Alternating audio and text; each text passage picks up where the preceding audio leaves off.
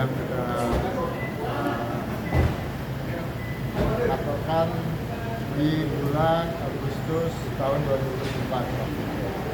Nah, selanjutnya mungkin secara legal, secara hukum bisa disampaikan oleh kuasa hukum saya. Terima kasih, Pak. Hari ini kita berterima kasih kepada Biro Wasidik Mabes Polri karena hari ini kita disambut baik. Agenda gelar perkara khusus hari ini juga berjalan dengan baik. Tadi sudah kita sampaikan semua fakta-fakta hukum yang kita alami selama ini dan kejanggalan-kejanggalan dugaan kita penyidik yang berpihak ke terlapor.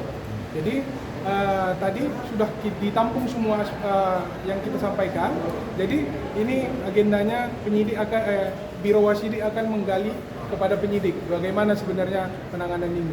Kita harapannya dengan sudah kita sampaikan demikian, peserta gelar nanti Biro Wasidik Mabes Polri dalam hal ini dapat memberikan keputusan untuk perkara ini dapat dibuka kembali dan kita harap juga penyidik yang menangani nantinya laporan polisi ini dapat secara profesional menggali dugaan tindak pidana yang kita laporkan. Sudah sempat macet atau bagaimana Pak laporannya sendiri hingga dibuka kembali? Nah, jadi bulan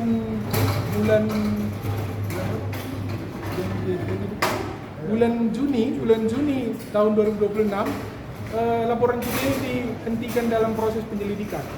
Dalam perhentian ini alasan penyidik cuma laporan pidana ini bukan merupakan tidak pidana.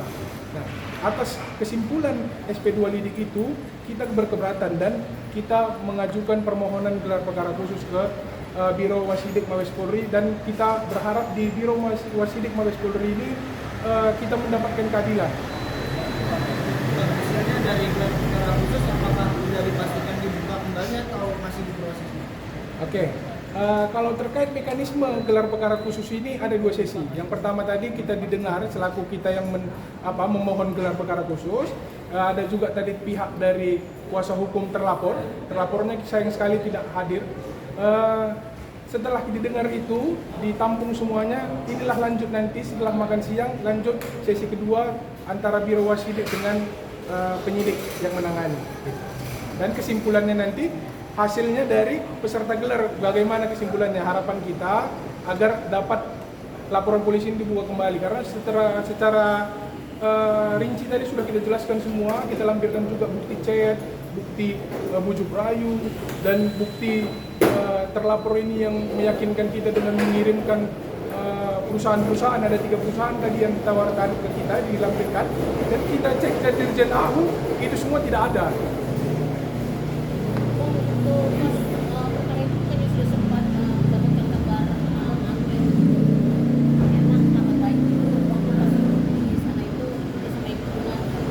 Oke.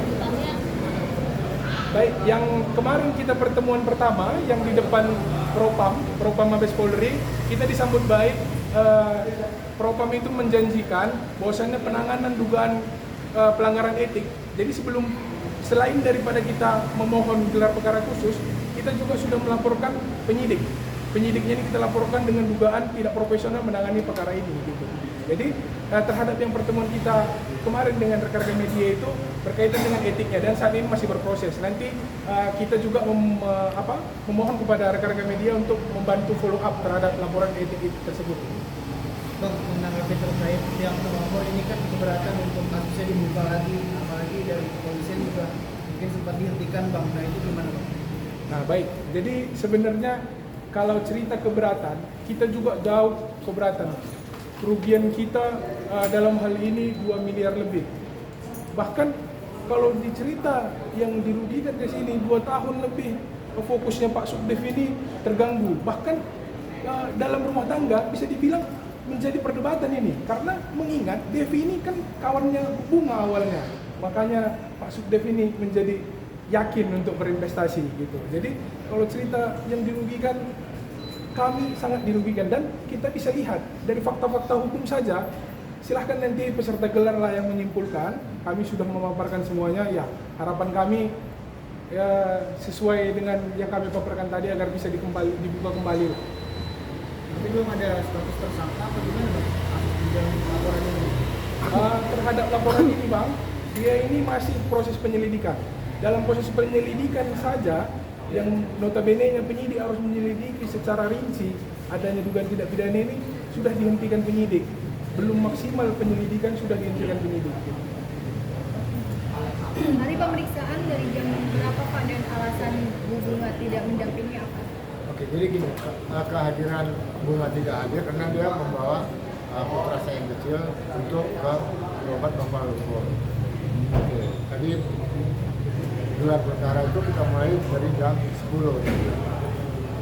Ya, waktu itu tadi kan pengacara bilang bahwa akibat konflik ini pasti ada perdebatan di dalam hubungan suami istri dan bagaimana Pak Sugeng dan Bu Bunga ini menjaga agar tetap bisa kompak gitu, bisa menyelesaikan masalah tanpa harus saling salah paham gitu Pak. Oke, jadi persoalan hubungan suami istri awalnya ya pasti kena dia memperkenalkan saudari DH ini ke saya, ya bagaimanapun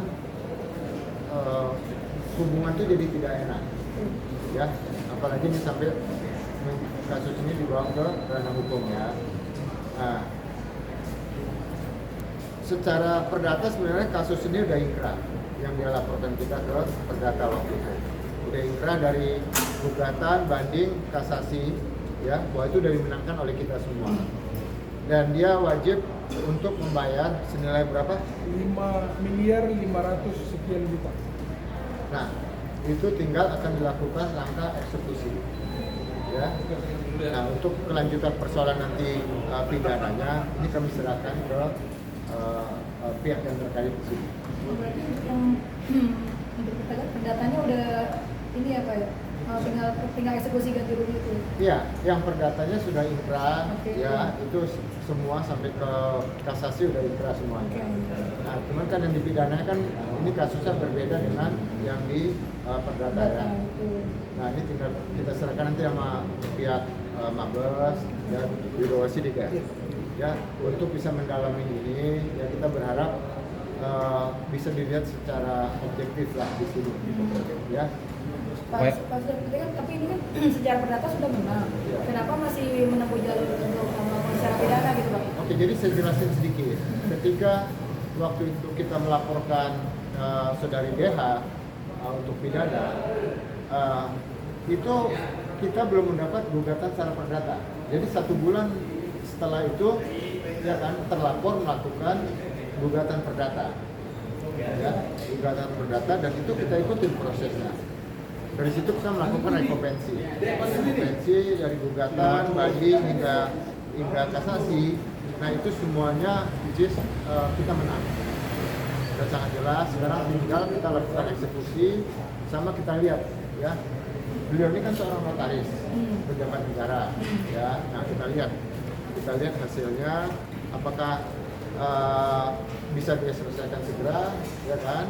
Sebelum kita lakukan eksekusi dengan niat baik dia, atau tunggu sampai urusan di Biro Sidik lebih clear. Belum ada upaya mungkin Pak dari 5,5 M itu dikembalikan Iya. Pak?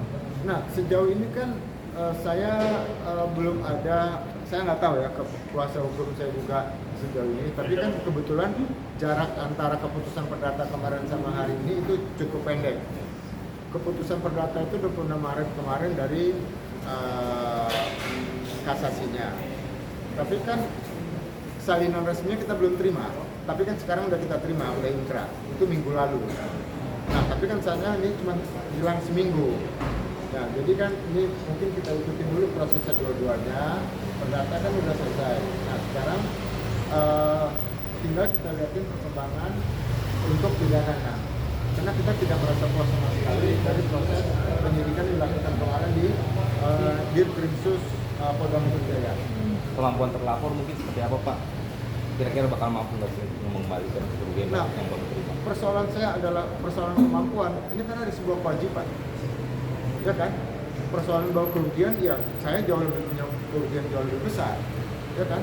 Saya pikir ya dia cukup punya kemampuan lah, ya, dengan bepergian kemana-mana, mungkin penampilannya cukup ini seorang notaris, ya. Nah jadi buat saya bahwa hukum ini kan harus dipatuhi. ya keputusan dari pengadilan itu harus dijalankan. Untuk yang pidana untuk info aja sih Pak, itu berarti dijerat pasal apa sih Pak kalau sebagai info aja?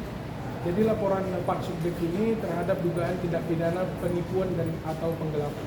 Baik. Selamat. Terima kasih Pak sudah. Oke, terima kasih ya semuanya.